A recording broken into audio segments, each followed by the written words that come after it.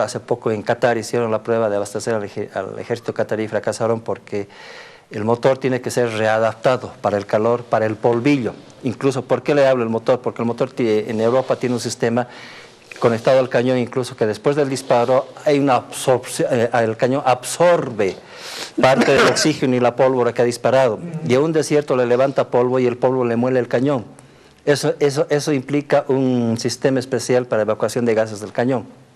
Eso tiene dificultades, el ejército chileno, por ejemplo, en maniobras de noviembre de 2015 en la frontera con el Perú, tuvieron, hasta donde yo sé, que invertir bastante en limpiar todos los equipos que usaron en ese ejercicio, porque el polvillo del desierto de Atacama es más ligero, más liviano que el del desierto del Medio Oriente. Esa es una gran dificultad. Entonces, difícilmente van a desplazar ese equipo. Que hay un desplazamiento de hombres, los hay. Que hasta inclusive especulando las cosas podríamos hablar de la intención de asegurar el perímetro del área militarmente para luego asentar colonos, porque ahí cerca, quieramos o no, están las aguas de Silala.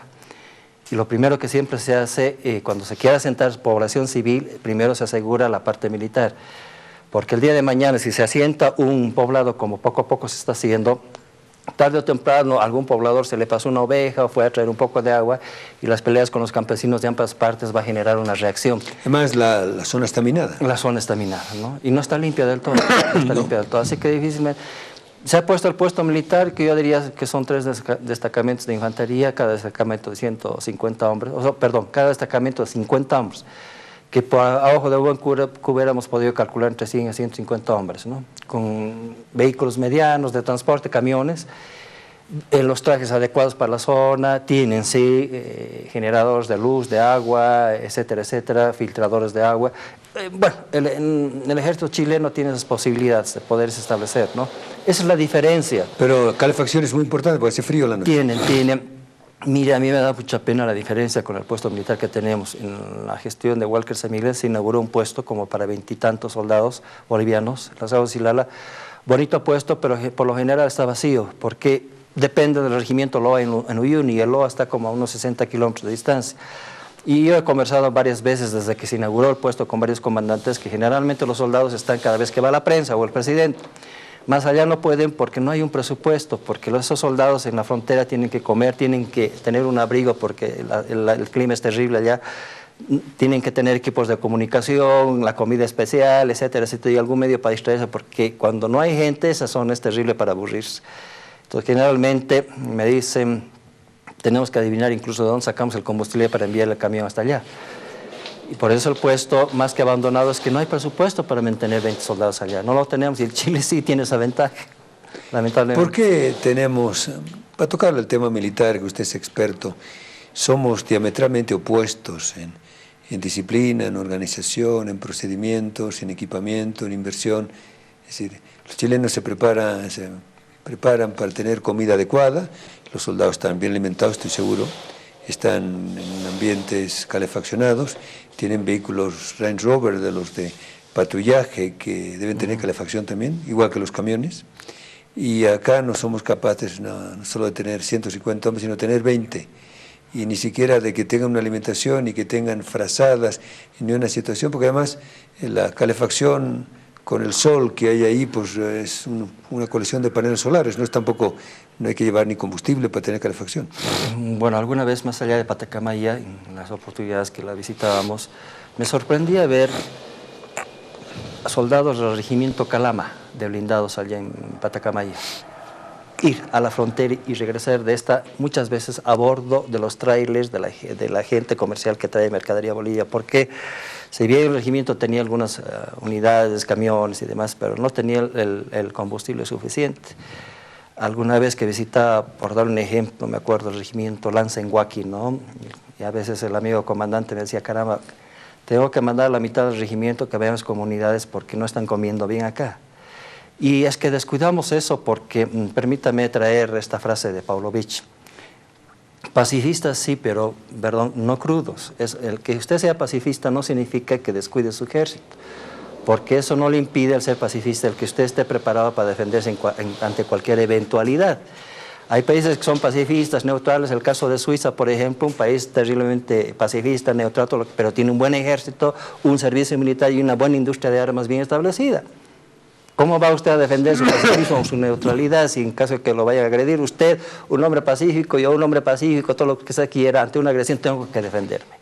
Don Samuel Montaño, que es auditor financiero de la UNSA, pero tiene una especialidad en seguridad y defensa, hubo un asalto hace unos meses de unos brasileños que fueron finalmente detenidos en plena frontera, un puesto de la Armada, en el río Acre, ¿no? Acre Abuná. Sí, Acre Abuná. En esa especie de vértice, en la mera frontera del Brasil. Así es. O sea, no estaba ni a 25 kilómetros ni a 50, estaba en la mera frontera.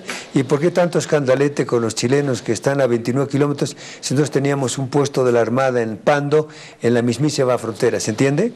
Ahí no hay ningún convenio que diga que tiene que haber los puestos militares a 50 kilómetros. No, y además... no lo hay, ¿no? No es el único... Perdón, don Samuel, no lo hay. No lo hay. Una pausa y regresamos. Don Samuel Montaño, experto en seguridad y defensa y tecnología militar, es un hombre que sabe mucho. Quizás a nivel civil es el que sabe más en esos temas.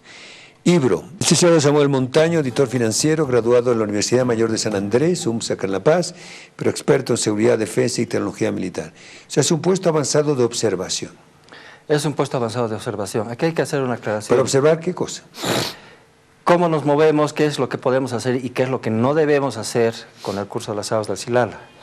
Porque no olvidemos que más de un ciclo de esas aguas alimentan no solamente a las poblaciones de Antofagasta del norte de Chile. Antofagasta, Calama y... Sí, sino también a varias industrias, ¿no? Y obviamente el que nosotros estemos anunciando medidas a tomar con el curso, inclusive las aguas del Silala, eso pone en alerta a la parte chilena, ¿no? Decir, bueno, ojo, estamos acá, porque no olvide usted que ya se están dando poco a poco los conflictos que son por el agua, que es el oro blanco prácticamente en lo futuro, y va a ser así. Para los años 50 ya, 2050 se prevé que un tercio de la población se va a quedar sin agua. Y además, aunque es una especulación, se sospecha que esto de las aguas del Silala viene a tener alguna conexión con lo que es el acuífero guaraní, que puede ser un acuífero bastante grande. Es por algo que tienen interés no solamente los chilenos, no olvide usted que en los años 80 y tantos, 87 si no me equivoco, vino un importante grupo militar de ingenieros del Comando Sur de Estados Unidos, más de 300 hombres, supuestamente a hacer trabajos de aplanar del cerro Patipati en Potosí para el aeropuerto. Pero parte de este grupo se desplazaba con equipo especial prácticamente a todo el norte y a la frontera con Chile, explorando lo que teníamos y no teníamos. Y ellos saben muy bien lo que tenemos y lo que no tenemos. Así, lo único que está haciendo Chile es primero asegurarse en las aguas del Silala. Más allá se están descuidando. También hay un desplazamiento militar que curiosamente nadie ha dicho nada, cerca al salar de Coipaz, que colinda prácticamente con la frontera con Chile. Y ahí no tenemos ni un puesto militar ni un campesino. Pero sí Chile se está moviendo ahí. Lo que pasa es que en lo futuro todo es recursos. Todos son recursos y lamentablemente buena parte de los nuestros están cerca de nuestras fronteras. Y una de las formas de solucionar qué es lo que me toca a mí, lo que tiene este territorio, es la parte militar. Es una parte que nosotros hemos descuidado terriblemente, terriblemente. Hacer comparaciones militares con Chile sería incluso perder el tiempo porque no hay punto de comparación. Chile se está sentando militarmente, no solamente militarmente, está ya estableciendo y creciendo una industria militar. Está creciendo una industria militar, ya producen corbetas ligeras para la costa. Están en camino incluso de poder producir partes importantes en cuanto a repuestos de los Leopard alemanes, de los Marder alemanes. Han fabricado hace poco el C-101, es un avión de entrenamiento de apoyo táctico español avanzado, que lo han convertido en el famoso A-36 de apoyo táctico. Entonces se están asegurando en todos los frentes y nosotros nos estamos... En la base de Antofagasta y los F-16... ya corregidos con reingeniería de Estados Unidos. En total son 44 F-16. 44 en Antofagasta. 44. Tal vez 6 no operables por diversos accidentes, cuestiones menores, pero son 44. 10 nuevos que los han comprado en Estados Unidos en 660 millones. Y los restantes... ¿Los 10 o cada uno? ¿Perdón? ¿Cada uno o los 10? Los 10. Y los restantes ha sido una inversión de 180 a 200 millones de dólares en 2 grupos comprados bajo autorización norteamericana a Holanda. Entonces suman 44 F-16, suman los 36, los Halcón A-36, los Super Tucano, que son 12 recientemente, y aquí me llama la atención, vale mencionarlo, ¿no? El Super Tucano es un avión en realidad muy bueno de entrenamiento y apoyo táctico a la infantería, especialmente para operaciones tipo selva, como los que utilizó Colombia en esta operación en la frontera con el Ecuador. Chile no tiene ninguna región selvática ni amazónica ni nada por el estilo. Todo es un territorio territorio abierto prácticamente. El Super Tucano, si es que nosotros tuviéramos por lo menos la mitad de lo que tiene Chile hablando militarmente, no le serviría en frontera, porque es un avión a territorio abierto, a usted a distancia vea un Tucano que sería lento, pero sí efectivo para ataque a tierra. Entonces por algo lo han comprado, no, contra la Argentina dudo que lo utilicen, contra el Perú mucho menos. Para cosa nuestra, hasta donde yo sé, por los reportes del regimiento Tocopilla, en la forma en que están volando los chilenos, están haciendo estos aviones de reconocimiento de nuestro territorio, que nada podemos hacer, porque no tenemos un medio de comunicación, un radar, algo que avisa o algo para dispararles, aunque sea una bengala para decirles, ojo, los estamos también vigilando, ¿no? Pero en sí, le vuelvo a repetir, no hay punto de comparación, porque además de este material, que dudo mucho que lo utilice Chile, tiene bastante material en reserva retirado. Los 36 Mirage 5 y Mirage 50, muy bien actualizados mecánicamente, están en reserva, los han retirado de servicio, pero en reserva. Actualmente los están ofreciendo a Colombia y al Ecuador. Tienen, así sean antiguísimos, los Hawker Hunter. Esos son los Hawker Hunter, son los que volaron sobre la moneda, en 1973. Y que han sido la columna vertebral de la Fuerza Aérea chilena, que serían los más adecuados para utilizar en el frente boliviano, porque... y también tienen en servicio los F-5 norteamericanos aún, los 18 F-5 norteamericanos que... Así que, además de la cantidad, es la calidad en software de vuelo y de armamento que están adaptando a estas máquinas. ¿Y en recursos humanos? Y en recursos humanos, porque para que Chile haya optado a los F-16 norteamericanos es que tienen la suficiente confianza para acceder a este material. Han accedido al material alemán que muy pocos países pueden accederlo. En el supuesto caso que nosotros tuviéramos la confianza militar y económica, yo le aseguro que no accederíamos al Leopard 2, es muy difícil. ¿Por qué? Porque es demasiada tecnología, implica, ya no es lo que la gente piensa, un tanque, una cosa de metal con orugas y un cañón, no, ahora implica mucha tecnología un tanque. Y después de su despliegue de la Fuerza Aérea, la FACH de Chile, ¿qué tenemos nosotros a nivel de Fuerza Aérea? ¿Tenemos algún avión operativo? Después me lo cuenta. Prenda más. Don Samuel Montaño, editor financiero graduado en la UMSA de La Paz, especialidad en Seguridad y Defensa y Tecnología Militar. ¿Cómo estamos a nivel de Fuerza Aérea, don Samuel? Pues hasta donde conozco yo diría que en cuanto a combate no existe nuestra Fuerza Aérea. Tenemos la única parte operativa, 6 aviones chinos K-8, comprados en el 2008 por el presidente Evo Morales en China. Esto a raíz de que, no olvidemos que en el mismo 2008, cuando pretendíamos comprar 6 aviones de entrenamiento avanzado en la misma República Checa, por cuestiones de bloqueo de los Estados Unidos no los recibimos. Son los únicos aparatos relativamente nuevos que tenemos para entrenar a nuestros pilotos, y más allá de eso, en cuanto a aviones de combate, no tenemos. Inclusive para interceptar naves de narcotráfico no tenemos.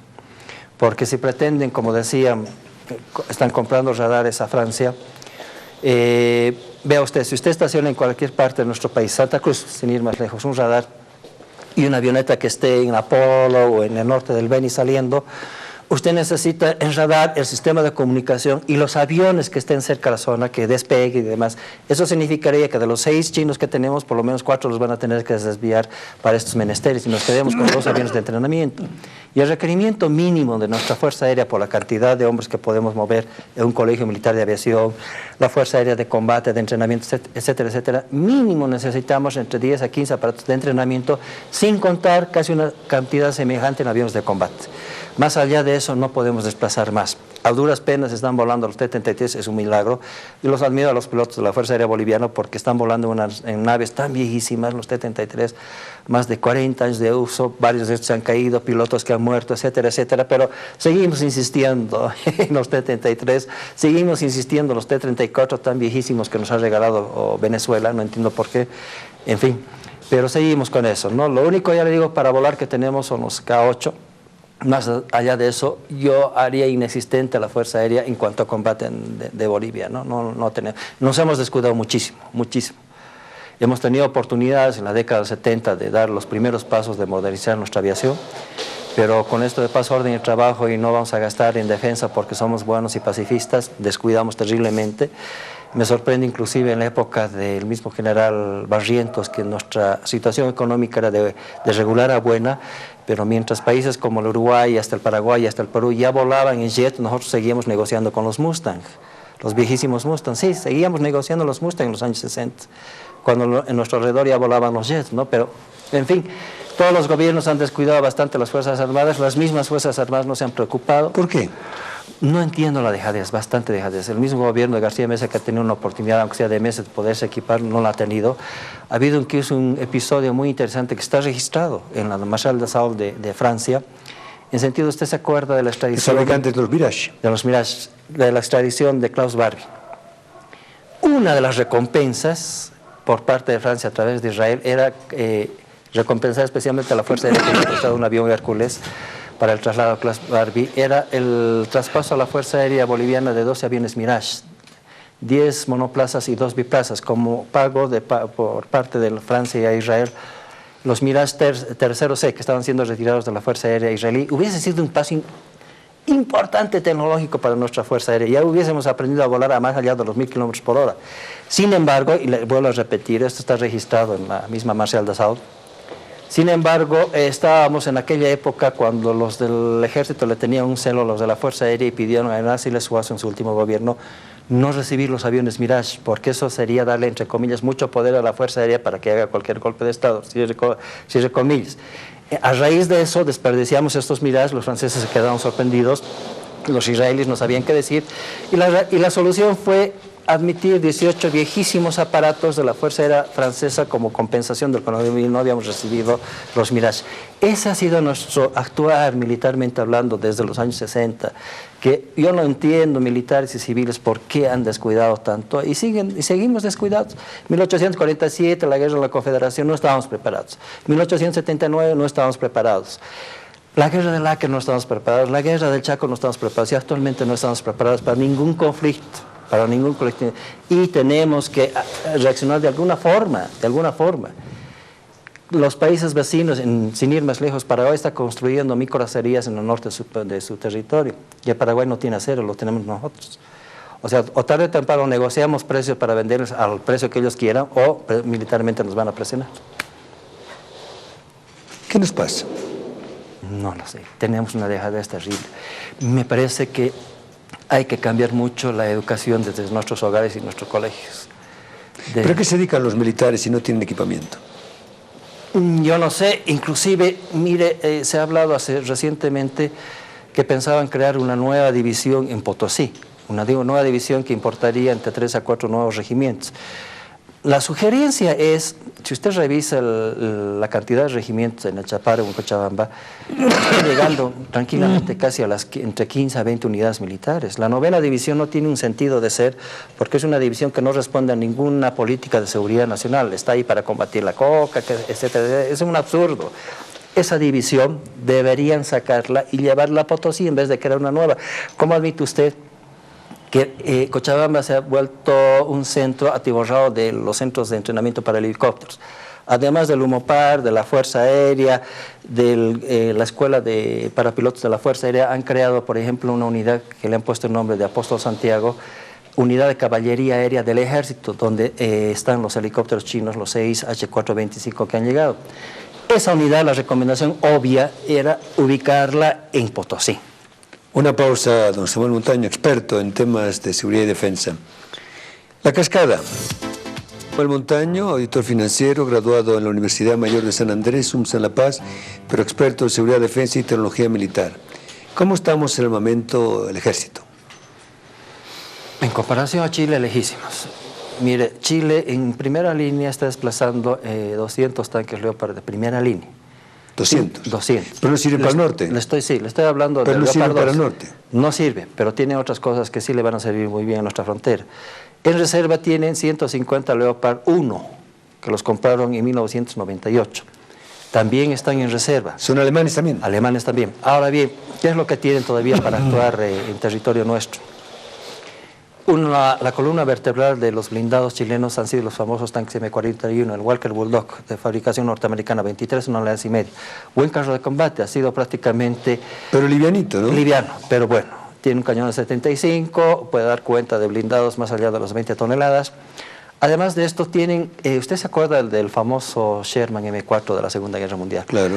Muy utilizado y actualizado por los israelíes en los distintos conflictos del Medio Oriente hasta 1973. Pero los Panzer y los Tiger los hacían talco. Los hacían talco. Talco, pero era como si, como pasancaya, los freían sin necesidad de aceite. Así es. Y a principios de los años 73, 74, cuando Chile tuvo un bloqueo por 4 años en cuestiones militares, compraron 150 de estos tanques, los M4, a los israelíes.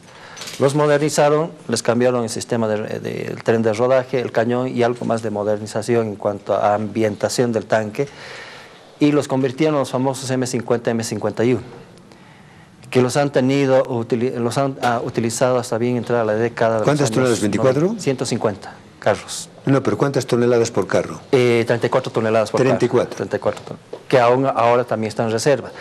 También cuentan exactamente con 50 carros los Chaffee M24, que no sobrepasan las 20 toneladas, les han cambiado el cañón, son desarrollados durante la Segunda Guerra Mundial. Eso sí, los tienen como reserva porque es un tanque ideal para nuestra frontera. Los han probado en N oportunidades. ¿Por qué?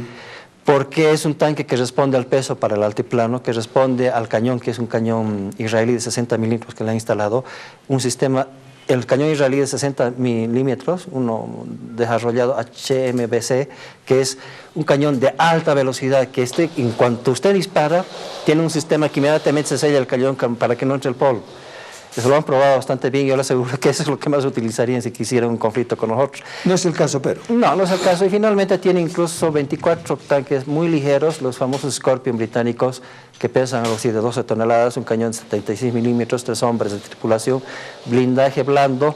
Casi son para carabineros. Para carabineros que fueron transferidos por España hace más de 15 años a la Armada chilena, que también han estado paseándose años atrás por nuestras fronteras. Tienen un buen equipo blindados. Esa es la parte de tanques. En la parte en la que nosotros conocemos como tanquetas o carros de asalto, carros ligeros, Chile, entre lo que tiene, entre lo que ha fabricado, porque han fabricado los famosos carros blindados MOVAC bajo licencia suiza, 4x4, 6x6 y 8x8, es decir, de 4 ruedas, de 6 ruedas y de 8 ruedas. Más el equipo que han comprado los transportes blindados M113 a los italianos bajo licencia norteamericana, los mismos norteamericanos, etcétera, etcétera, y los modelos que han desarrollado el Escarabajo, el Alacrán, el Lorca, tranquilamente llegan a las 1000 unidades en el ejército chileno. ¿De grupos blindados? Ligeros, son 1000, sin contar los grupos de artillería autopropulsada, los famosos M109 muy utilizados en el Medio Oriente. El M109, para que la gente se ubique, son esta artillería pesada autopropulsada que como mucho utiliza la fuerza militar israelí, ¿no?, cuando tiene conflictos con los palestinos. Los alemanes fueron los primeros en utilizar esos juguetitos. Y de estos, por lo menos, Chile desplaza como 36, artillería pesada, en fin, los lanzamisiles, la parte de saturación de cohetes que los hacen con la empresa Rafael, se llama, de Israel. En fin, bastante bien. Fabrican fusiles SIG bajo licencia mejorados de Suiza. Están produciendo minas, todo tipo de munición, excepto la de 155, pero están avanzando paracaídas.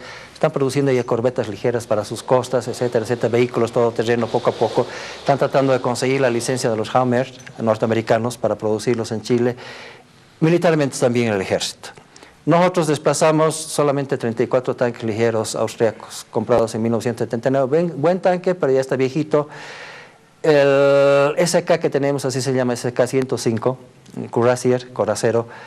Si es que a Chile se le ocurriese, en el caso de conflicto, utilizar Leopard 2 en nuestra frontera, el Corazero no puede hacer nada. Tiene un cañón de 105 milímetros de presión baja, es decir, no es de alta velocidad para perforar blindajes gruesos, así que estaríamos sin figurillas, ¿no? Y más allá de blindados no tenemos más que unos 60 M113 desplazados en el altiplano, bastante ya viejitos, hay que renovarlos. Los Urutú, que comprados en la época del general Vance en su primer gobierno, y los Cascabel. Pero parte de estos Urutú ya están fuera de servicios porque no sé bajo qué autorización nos llevaron para ser alquilados en el Congo y en Haití. Y prácticamente casi no nos queda ninguno. Más allá de eso, los MOVAC, tenemos 25 MOVAC antidisturbios más de uso policial. Hay una versión que se llama el Roland, unos vehículos que los utilizó el coronel Natucha en el golpe del 79. Y más allá de eso no tenemos 36 piezas de artillería de 122 milímetros semipesadas chinas y 18 cañones antiaéreos bitubos de 37 milímetros. Más allá de eso no hay. Teníamos una pausa, don Samuel Montaño, experto en temas militares y tecnología bélica. La francesa. Licenciado Samuel Montaño, experto en tecnología militar. ¿Por qué tanta desidia? No digo en armamentismo, pero en equipamiento. Porque si hay militares, tiene que tener pues, un armamento básico, en buen estado, moderno, para que lo puedan utilizar con eficiencia, pero parece que no es el caso. No, no es el caso. ¿Por qué? Y aún más cuando tienen planes o pretenden ampliar el número de efectivos de nuestras Fuerzas Armadas, ¿no? El pasado año se planteaba de incrementar entre 8 a 12.000 hombres más, sin prever que si usted incrementa esa cantidad de hombres, los hombres necesitan desde comer, dormir, cáteres, frazadas, botas, y etcétera, etcétera, etcétera. Me ha llamado mucho y me ha deprimido la noticia hace 3 semanas atrás que un conscripto del batallón Bruno Racua en Pando, exactamente en la localidad de Puerto Rico, murió por tuberculosis y desnutrición extrema, que incluso no pudo ser trasladado porque no había línea aérea que quiso trasladarlo a un hospital de tercer nivel. Me llamó la atención y la falta de que no hayan cubierto muchos medios la noticia porque murió, dicen, por desnutrición extrema. O sea, no están comiendo nuestros soldados. Hace poco murió otro conscripto, dicen, al hacer ejercicios y por deshidratación en Tarija. O sea, no podemos tener eso. Se acordará estos 3 conscriptos que fueron capturados en la frontera con Chile, que no tenían ni siquiera el uniforme adecuado para la zona, ni siquiera un equipo de comunicación.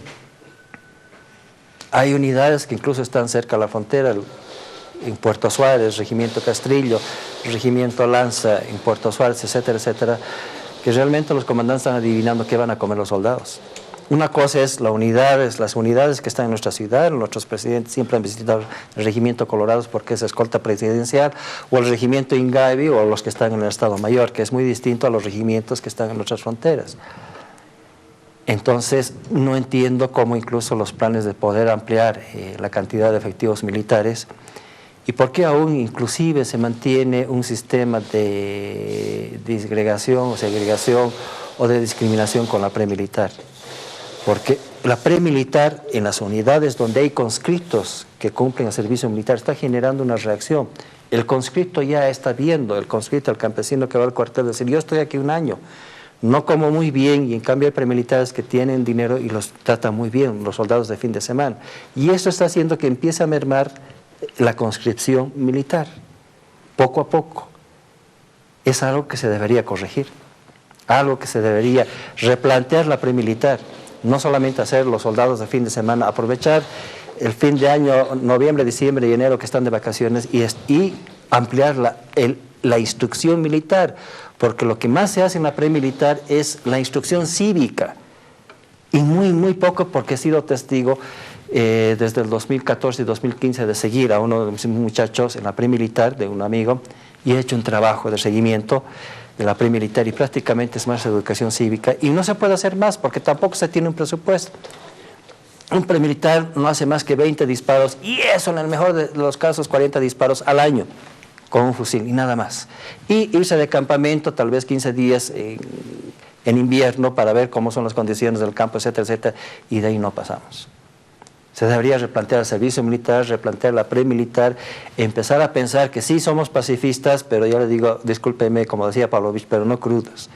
Y porque si ahora, Dios nos libre y ojalá no suceda, tuviéramos un conflicto, yo estimo más que con el Paraguay que con Chile, aunque sea de baja intensidad, no estamos en la capacidad ni siquiera... ¿Por qué más con el Paraguay que con Chile? Porque el Paraguay consideran los militares que primero la guerra del Chaco es una guerra inacabada. Para los paraguayos no han aceptado el Tratado de Paz.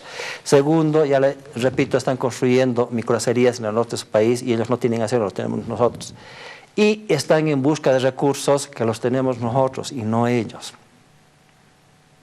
Y eso debería hacernos reaccionar, debíamos revisar las causas.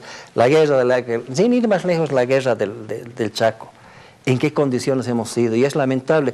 nuestras unidades militares están en las mismas condiciones que estaban nuestros puestos militares de avanzada en la guerra del Chaco. Hay unidades en Villamontes que no tienen ni agua y están adivinando cómo la van a llevar a los regimientos.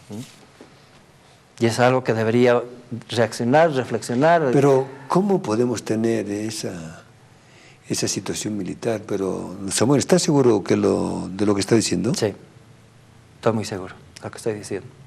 Pero ¿cómo podemos tener un ejército en esa situación, una fuerza aérea que no tiene aviones de combate? O sea, ¿para qué hay militares? No tenemos aviones de combate, ¿no? ¿Pero para qué hay militares entonces? Es una pregunta que ya poco a poco la población se hace.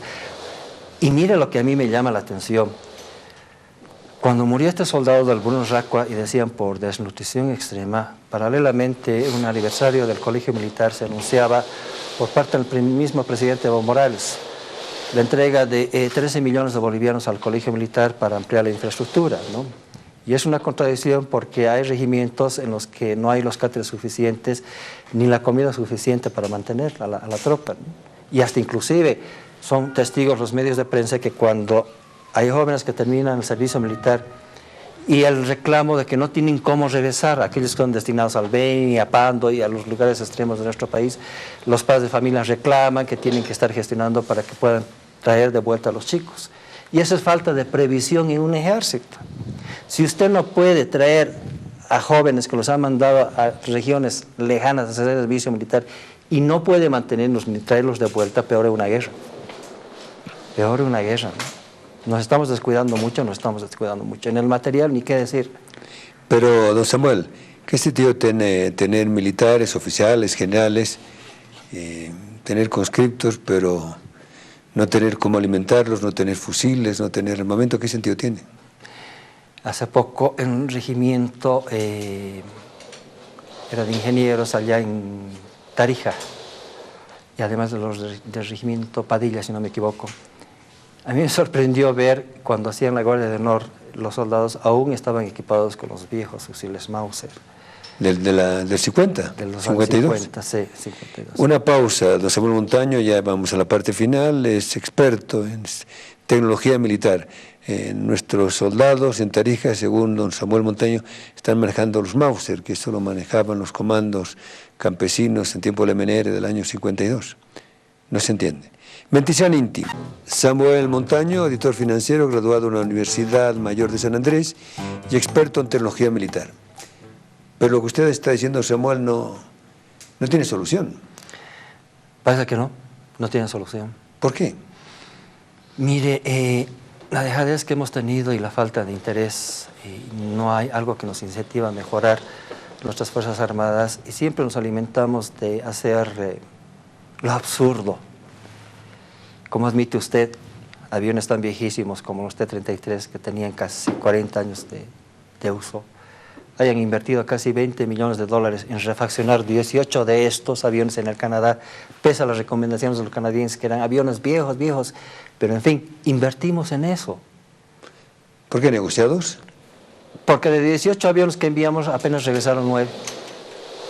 ¿Y qué dijo el Canadá?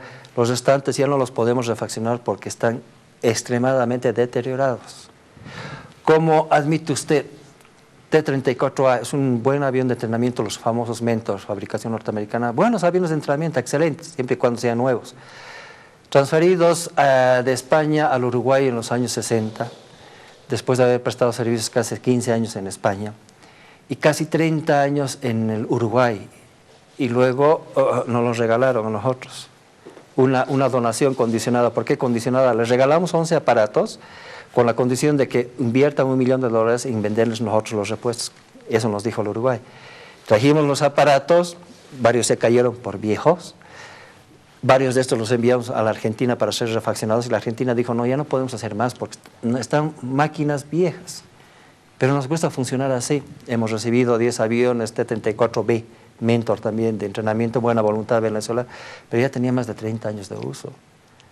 Nos han regalado 2 helicópteros, los Alaut, no los Puma, los Alaut, de la Armada venezolana, que tenían exactamente 33 años de uso. Uno de estos se cayó en Cochabamba y murió la tripulación. Es que funcionamos así. Yo no entiendo cuando los cañones sin retroceso, fabricación argentina Sekarsky, que era una transferencia de licencia checa, fabricados en Argentina, que compraron más de 30 y tantas unidades en el gobierno de García Meza y la mayoría tuvieron que ser retirados de servicio por fallas técnicas en el disparo del cañón. Alguno que otro estalló, reventó la munición y mató gente. Pero lo incomprensible es como si hemos retirado estas piezas de artillería, hace poco recogemos otras 12 donadas por el ejército argentino. Nos gusta funcionar de esta forma. No ha habido hasta el momento algo que nos haga reaccionar, ni militares, ni gobiernos civiles. ¿Por qué? Porque tenemos una dejadez muy terrible que la venimos arrastrando desde 1800 y más. ¿Qué significa dejadez en la compra de equipo militar, don Samuel? Es no me importismo. Y hasta inclusive los últimos helicópteros que hemos recibido, los Puma, por ejemplo, los Super Puma franceses, excelente helicóptero, es uno de los mejores europeos. Pero hemos recibido la versión comercial civil, con colores militares sí, pero es una versión absolutamente civil. Los H-425 chinos que hemos recibido, por más color militar que le hayan puesto, es una versión semi-VIP que hemos recibido. No tiene nada que ver con una versión militar. Pero al parecer funciona porque total que venga alguien,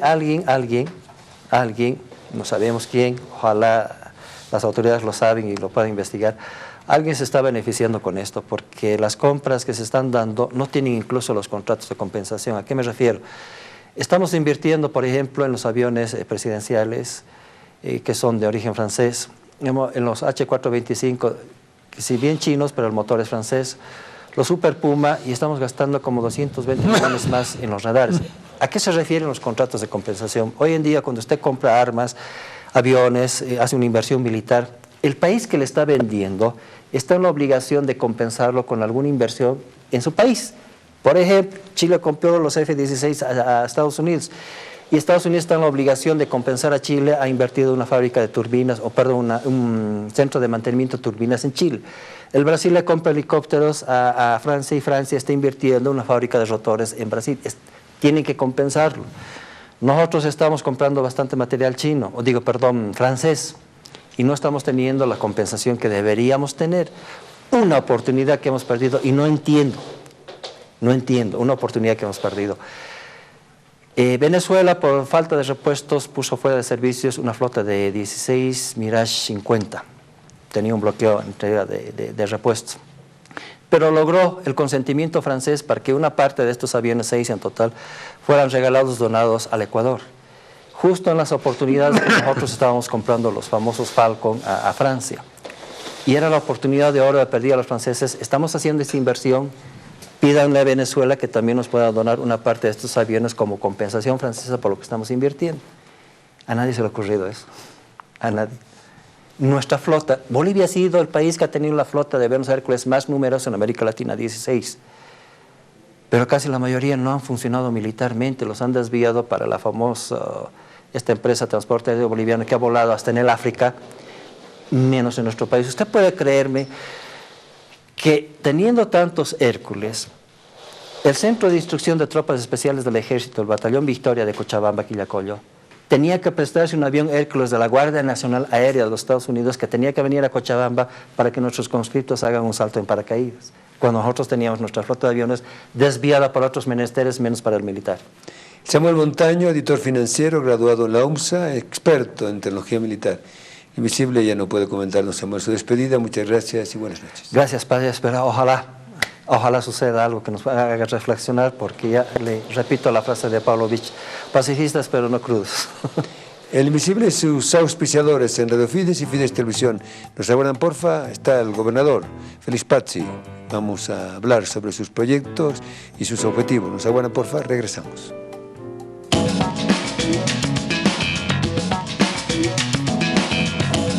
Ya vuelve